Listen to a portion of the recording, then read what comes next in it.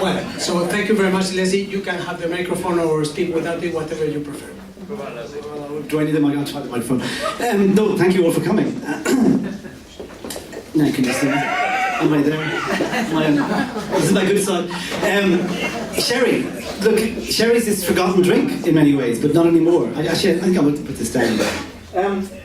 Sherry basically is one of those drinks that is we've forgotten about, and it is many of us, like myself and John, who write wine columns, we feel that it is one of the highest quality drinks available for its price, given the amount of effort and thought and care that goes into it. I mean, your average Fino here it's 4 to 5 years old.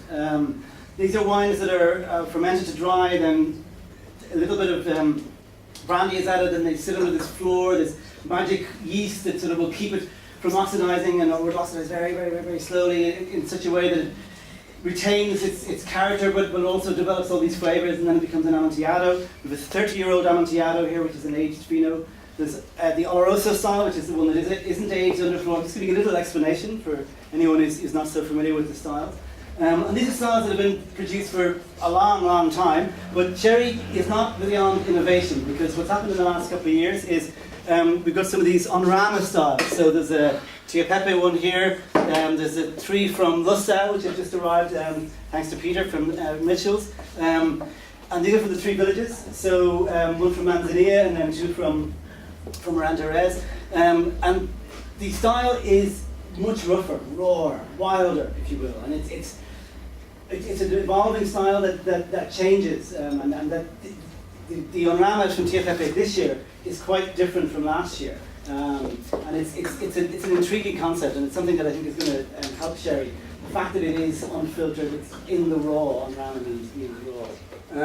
And then, of course, we've got the great aged ones. Somebody brought a bottle of Harvey's Bristol Cream, and look, don't knock it, Pour it on some ice cream, make a trifle from it. That's what I do, Or drink it,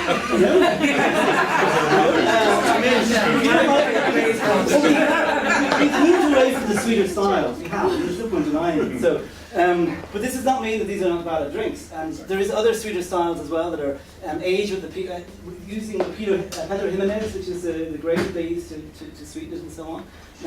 But one of the things as well is that I wanted to say is that it's not just us that are getting interested in sherry. It's just people who write about it and care about it. There's now, I think, about 8 sherry bars in London, and there's only 4 times before one will open here.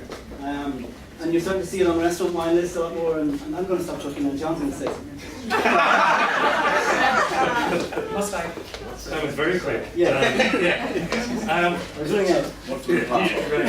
Well, I'd just like to thank everyone for coming along this evening.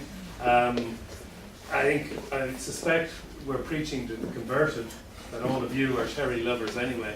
We've had the most amazing range of wines here today. I think it's fantastic that you can get together a group of people from the trade, bring along a bottle from the public, bring along their favourite bottle, and just stand around for an hour or so, drink the wine, have food with it, and Spanish food in its wonderful purity and simplicity is the perfect match for sherry, which is one of the great food wines. So if you can taste wines of this quality, food of this quality, with company of this quality, the world doesn't get that much better. I'm just back from Jerez, so I'm full of the joys of it. It actually, it's almost like you do at times here in Ireland where people are drinking light, crisp, dry wines, think, well, you could never actually drink sherry for 4 days in a row. Well, I can assure you. And it just gets better and better. But I would just say thank you to ESEX for arranging this event. It's something that we dreamt up last year with Raymond Blake, who can't be here tonight. This year, I have to admit, I kicked a touch and handed over to Leslie and Paddy behind him.